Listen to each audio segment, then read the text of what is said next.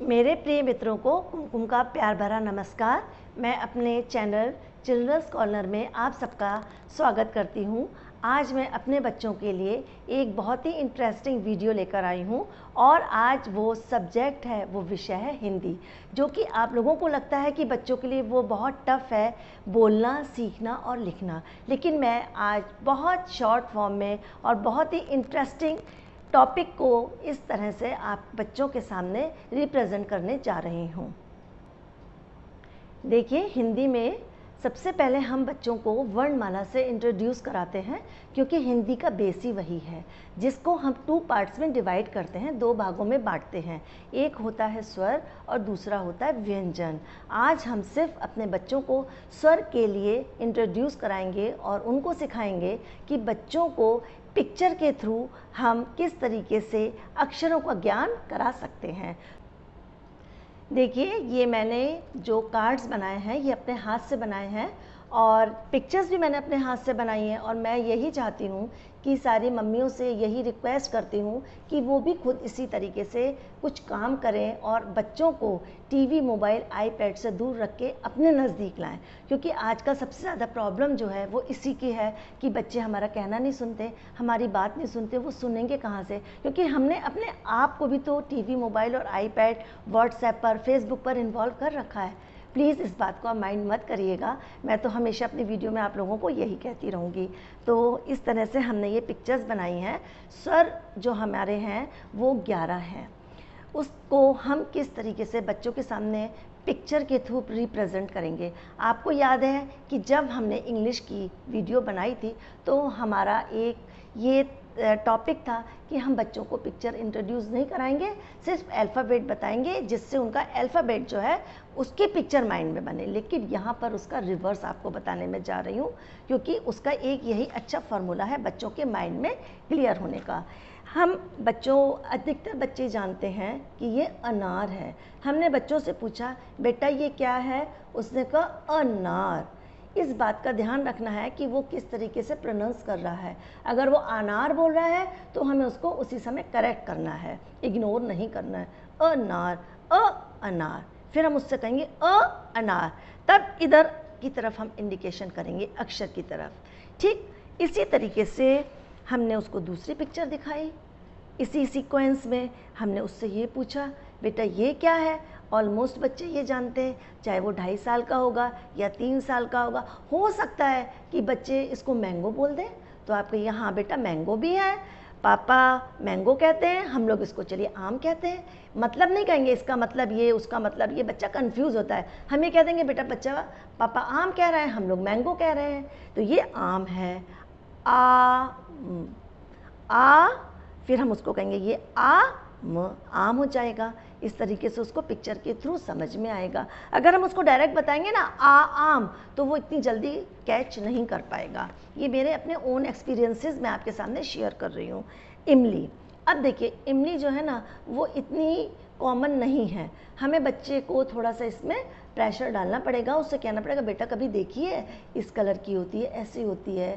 थोड़ा सा उसको हिंट देंगे, वो इस पर भी नहीं बता पा रहा है तो कहेंगे बेटा ये इमली है, खट्टी खट्टी होती है, हम इसे खाते हैं, बहुत सी चीज़ों के इसके काम आते हैं। ऐसे करके बताएंगे ना तो बच्चे को थोड़ा सा इंटरेस्ट होता है। हम डायरेक्ट भी बता सकते हैं इमली, नहीं क्या मतलब है इमली का, वो नहीं समझेगा। फिर इमली, इमली, इमली, इस तरीके से 2-3 बार हम रिपीट करेंगे। बच्चे के माइंड में ज़रूर पिक्चर, और इसकी पिक्चर भी आएगी, अल्फ़ाबेट की भी पिक्चर साथ साथ बनती जाएगी। उसके बाद अब ये है ईख, तो बच्चा नहीं समझ पाएगा, हो सकता है वो उसको शुगर केन कहे, तो आप उसको कहेंगे हाँ बेटा इसे शुगर केन भी है और ये गन्ना भी होता है, ये ईख भी होती है। उसको दोनों तीनों चीज़ें माइंड में क्लियर कर देंगे, जिससे उसके मन में किसी भी तरीके का कन्फ्यूज़न ना रहे। देखिए बच्चे के मन में कन्फ्यूज़न होता है तो उसको कोई चीज़ सीखने में मज़ा नहीं आता है। ईख ई हमें ज़ोर से प्रोनाउंस करना है। जो भी बड़े अल्फ़ाबेट्स हैं ना, बड़े स्वर हैं, वो हमें खींच के बोलने हैं और वही बच्चे के लिए हमें ध्यान रखना है। इसी तरह अगर मैं आपको सारा कुछ बताऊंगी तो थोड़ा टाइम वेस्ट होगा। इसी तरीके से आपको जो 11 स्वर हैं उनको पहले पिक्चर इंट्रोड्यूस करानी है बच्चे से, उसके बाद उसके अल्फ़ाबेट को, उसके अक्षर को बच्चे को समझा के उनसे कोरिलेट कराना है। इसीलिए मेरा मतलब है कि आप लोग पूरी वीडियो लास्ट तक देखें। फर्स्ट एक्टिविटी में देखिए हम लोगों ने बच्चों को पिक्चर सहित अक्षरों का ज्ञान कराया था और मुझे उम्मीद है कि 2-3 बार जब आप उन लोगों को रिवीजन कराएंगे तो बच्चों के माइंड में पिक्चर और उनके अक्षर अच्छी तरीके से क्लियर हो जाएंगे।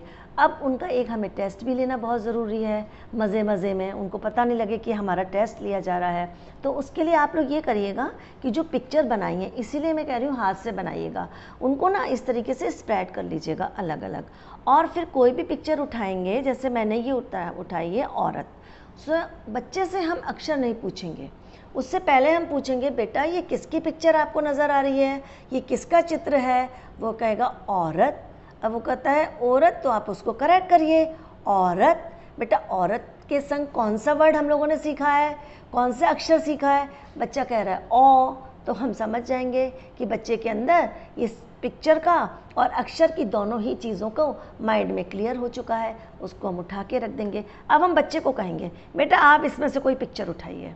सपोज़ करिए उसको लगा कि चलो ये उठाते हैं, उसने ये उठाया, उसने मेरे हाथ में दिया, मम्मी के हाथ में दिया और कहा मम्मी ये।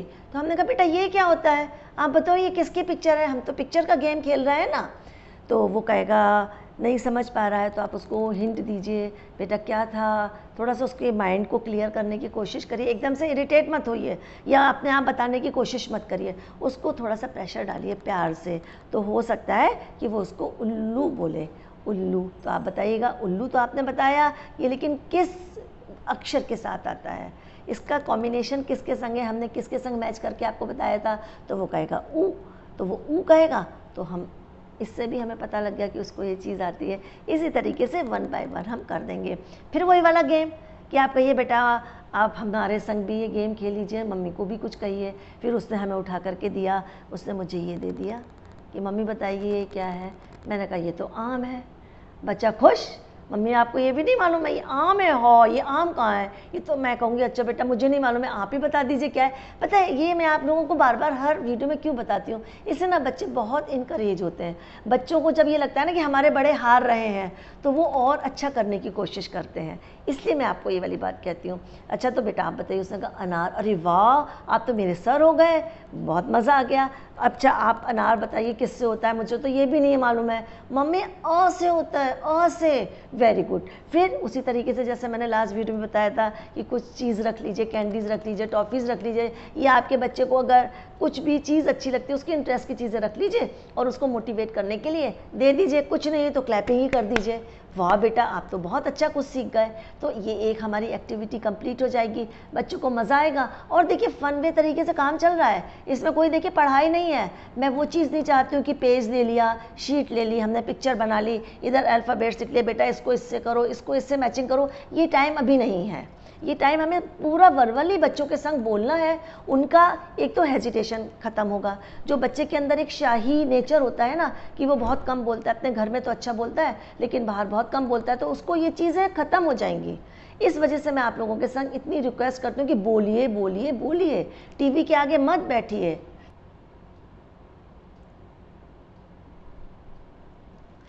थर्ड एक्टिविटी में हम लोग ये जो हमने अक्षर बनाए थे अपने कार्ड पे उसको इस तरीके से रख देंगे। अल्फ़ाबेट फॉर्म में पूरा नहीं रखेंगे, इसको हम लोग कुछ शेफलिंग फॉर्म में रख देंगे, शेफलिंग कर देंगे और दूसरी साइड इसी की पिक्चर रख देंगे। उसको भी हम अलग अलग तरीके से रखेंगे, उस अल्फ़ाबेट के सामने नहीं रखेंगे। और अपने बच्चे को हम ये कहेंगे कि बेटे जो भी आपको पिक्चर लेनी है आप उसमें से एक पिक करिए और उठाइए और उस पिक्चर को इन अक्षरों के सामने रख दीजिए। सपोज़ करिए उसने ये उठाया, तो हम पहले बच्चे से पूछेंगे बेटा ये किसकी पिक्चर है।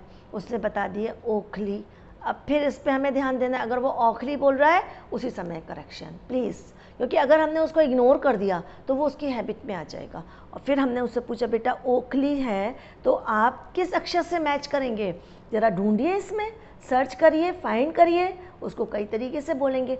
वो इसमें देख रहा है, उससे वही वाली चीज़ कि उसकी कंसंट्रेशन पावर स्ट्रांग हो रही है, उसका डिस्ट्रैक्शन जो है वो भी दूर हो जाएगा इससे। उसने देखा, अच्छी तरह से वो देख रहा है, समझ में नहीं आ रहा है तो हम उससे कहेंगे नहीं बेटा इस तरीके से सीक्वेंस से आप देखो, तो वो आराम से देख लेगा। जब उसने देखा कि ये ओ है, ओ से ओखली है, उसने यहाँ पर ये पिक्चर रख दी। हमने कहा वाह वेरी गुड, आपको तो इतनी बड़ी चीज़ और इतनी जल्दी आ गई, चलिए एक और उठा लेते हैं।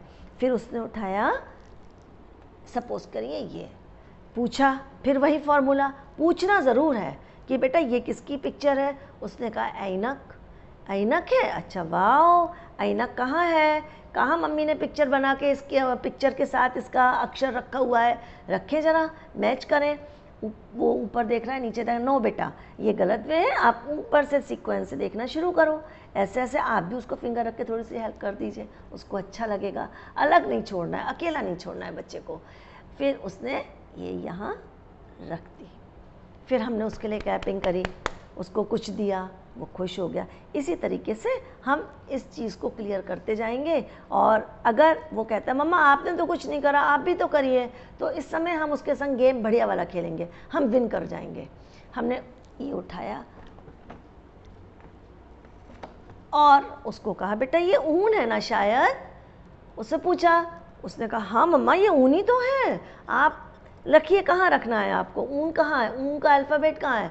अल्फ़ाबेट तो हो सकता है ना बोल पाए ना वो बच्चा, मम्मा ऊन के सामने रख दीजिए। तो मैं कहूँगी ऊन के सामने क्या रख दूँ, किसके सामने रख दूँ, तो वो कहेगा ऊ।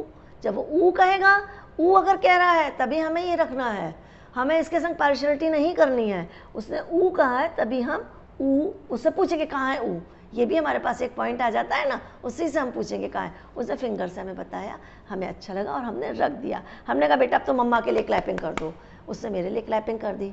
तो ये हमारा एक्सचेंज ऑफर वाला गेम हो गया, बच्चे को मज़ा आ गया।